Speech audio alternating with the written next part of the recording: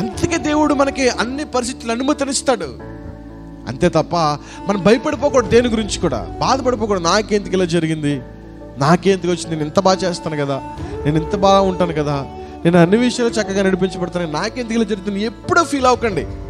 పౌలు గారు చెప్తున్న మాట, నాకు సంభవించినవి సువార్త మరి ఎక్కువగా ప్రబలుటకే సమకూడినని మీరు తెలుసుకోగలుగుతున్నాను. పౌలు గారికి జరుగుతున్న శ్రమలన్నీ కూడా సువార్త ప్రబలడానికి సమకూర్చబడి దేవుడు జరిగిస్తున్నప్పుడు, సంగమా మన జీవితంలో కూడా క్రీస్తు నిమిత్తము జరిగే ప్రతి శ్రమ కూడా నీ మేలు కొరకే, నీ మంచి కొరకే తప్ప అది ఏమాత్రము కూడా బాధాకరమైనది కాదు అని నువ్వు భావించాలని ప్రభు పేరట మీ అందరికీ తెలియజేస్తున్నాను.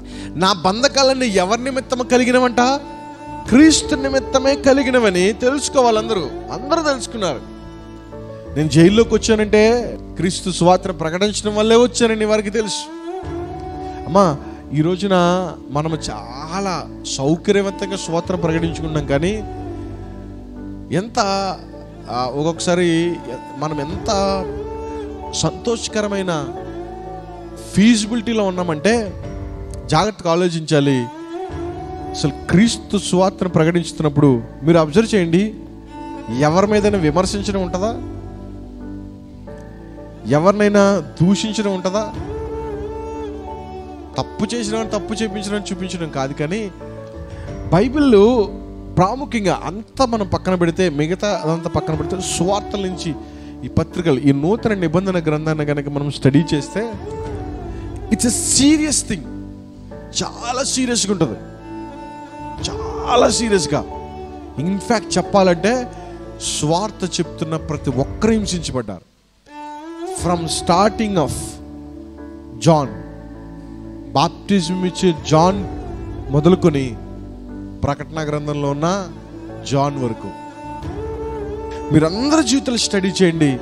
ప్రతి ఒక్కరు సువార్త చెప్తుంటే హింసించబడిన వారే, చెరసాల్లో వేయబడిన వారే, చెరఛాదనం చేయబడిన వారే, సిలువ వేయబడిన వారే, చెరసాల్లో పెట్టబడిన వారే, పద్మాసు దీపంలో పడవేయబడిన వారే, రివర్సులో సిలువ వేయబడిన వారే, రాళ్లతో కొట్టబడిన వారే. అరే, తప్పు చేసి కాదు, మర్డర్ చేసి కాదు, మానభంగం చేసి కాదు, అన్యాయంగా అక్రమంగా డబ్బులు సంపాదించి కాదు, ఎలా పడితే అలా జీవించేసిన వల్ల కాదండి. ఎక్కడైనా మంచి చెప్పడం వల్ల, ఎక్కడైనా ఒక వ్యక్తిని హింసించినట్లుగా మనం చూస్తామా? కానీ ఈ గ్రంథములో మనం చూస్తూ ఉంటాం, శ్రమలలో నుంచి ఆ మాటలు మనకు అందించారు, శ్రమలలో నుంచి మనకి స్వార్థలు మనకు అందించారు, కష్టాల్లో నుంచి, చెరసాల్లో నుంచి, కన్నీటిలో నుంచి, రక్తపు మడుగుల్లో నుంచి వారి రక్తాన్ని సిరాగా మలిచి మన కొరకు ఈ గ్రంథాలను అందించారు. ప్రియులారా, ఎంతో ఇష్టంగా చదవాలి. బైబిల్ చదవడానికి టైం లేదు, నాకు ఇష్టం లేదు, నాకు అర్థం అవ్వట్లేదు అని వదిలిపెట్టేయకుండా ఎంతో త్యాగముతో కూడిన గ్రంథాలని మనం చదవగలగాలి. ఈరోజు నేను అడుగుతున్న నా ప్రశ్న ఏంటి తెలుసా? నీకున్న కష్టాలు, నీకున్న ఇరుకులు, నీకున్న ఇబ్బందులు, నీకున్న పరిస్థితులన్నీ కూడా క్రీస్తు నిమిత్తం వచ్చినవా? నీ నిమిత్తం వచ్చినవా? నీ కుటుంబం నిమిత్తం వచ్చినవా? నీ సొంత కార్యాల నిమిత్తం వచ్చినవా?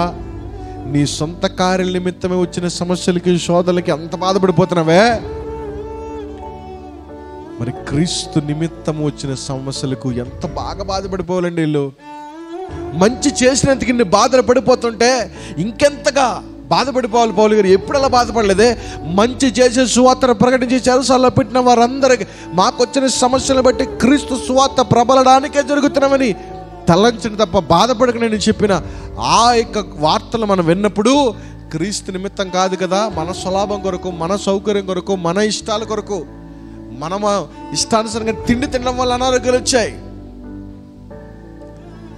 మన కోపం వల్ల కుటుంబాలు విడిపోయాయి, మన పాపాల వల్ల మనకు శాపాలుగా మార్చబడ్డాయి.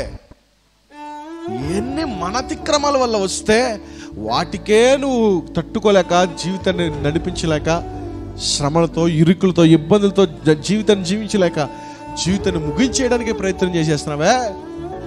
ఈరోజు దేవుడు చెప్తున్న మాట ఏంటో తెలుసా? నువ్వు ఇంకా నీ శ్రమల్లోనూ ఇరుక్కుపోయి ఉంటే నా పని నిమిత్తం శ్రమలను పడడానికి ఇంకెప్పుడు వస్తావు అని పౌలు గారు సంఘానికి బోధిస్తూ ఉన్నారు. ఇదిగో నాకు కలిగిన ఈ శ్రమలన్నీ కూడా క్రీస్తు సువార్తను ప్రబలడానికే వచ్చాయి.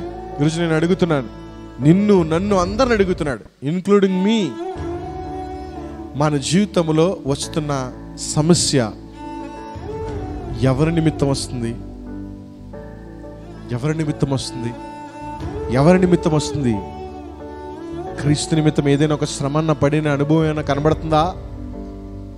పని చేయాలిగా, ఫస్ట్ క్రీస్తు నిమిత్తం కొరకు పని చేయాలి కదా, ప్రయాసపడాలి కదా, ఖర్చు పెట్టాలి కదా, మన శక్తిని, మన ధనాన్ని, మన బలాన్ని క్రీస్తు కొరకు పరిచర్యలో భాగస్థం అవ్వాలి కదా, కొన్ని దినాలు దేవునికి సాక్రిఫైస్ చేయాలి కదా. మనం గట్టు మీద ఉండాలి, దేవుడు మాత్రం మనం దీవించాలి. దేవుని కొరకు ఒక్కసారి కూడా నదిలోకి దిగం, గట్టు మీదే ఉంటాం. గట్టు మీద ఉండే ప్రార్థన చేయించుకుంటాం, గట్టు మీద ఉండే ప్రార్థనకు వస్తాం, గట్టు మీద ఉండే వెళ్ళిపోతాం, గట్టు మీద ఉండే కూర్చుని వెళ్ళిపోతాం. మరి నదిలోకి దిగేది ఎప్పుడు? ఆ చేపలను పట్టుకునేది ఎప్పుడు? శ్రమలు అనుభవించేవారు ఎవరికోసం తెలుసా? ఆ చేపలు పడుతున్నప్పుడే తెలుస్తుంది. ఆ వలలో పినిగిపోతున్నప్పుడు, చేపలు పడనప్పుడు, సమస్యలు ఎదురవుతున్నప్పుడు, అన్నిటిని తట్టుకొని నిలబడాలన్నప్పుడు అప్పుడు అర్థమవుతుందండి.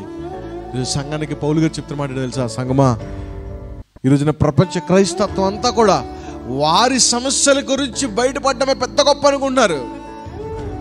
వారి సమస్యలు అధిగమించలేకే చాలా మంది లోక సంబంధమైన విషయాల వైపు పరుగులు పెడుతున్నారు.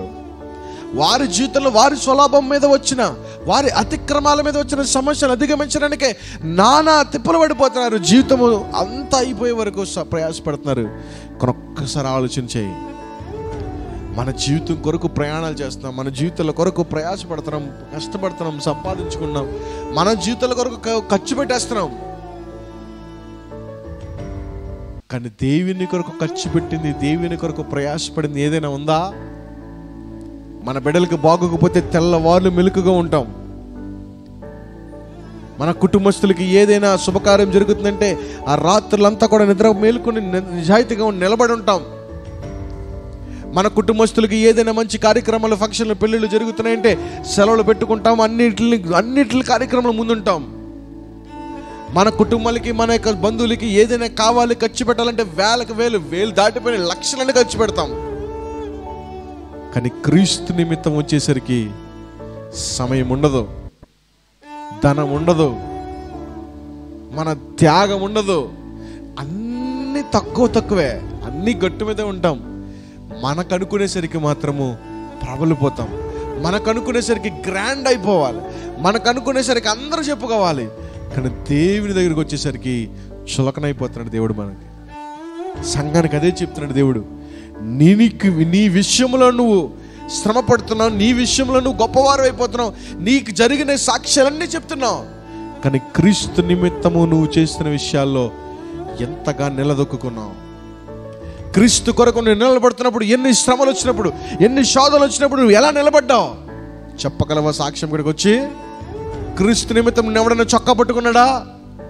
క్రీస్తు నిమిత్తం నువ్వు ఎవరైనా సరే దూషించారా? క్రీస్తు నిమిత్తం నన్నెవరైతే తెచ్చారే చులకన చేసి పక్క గంటేశారా? అయినా దిగమింగుకునే వారికి నీ జీవితం ద్వారా స్వార్థను ప్రకటించాలని నిలబడి ఈరోజు నువ్వు రక్షణ నడిపించావా? క్రీస్తు నిమిత్తము బంధకాలు ఇక్కడ ప్రభువారు తెలియజేస్తున్నారు. దేవునికి స్తోత్రం.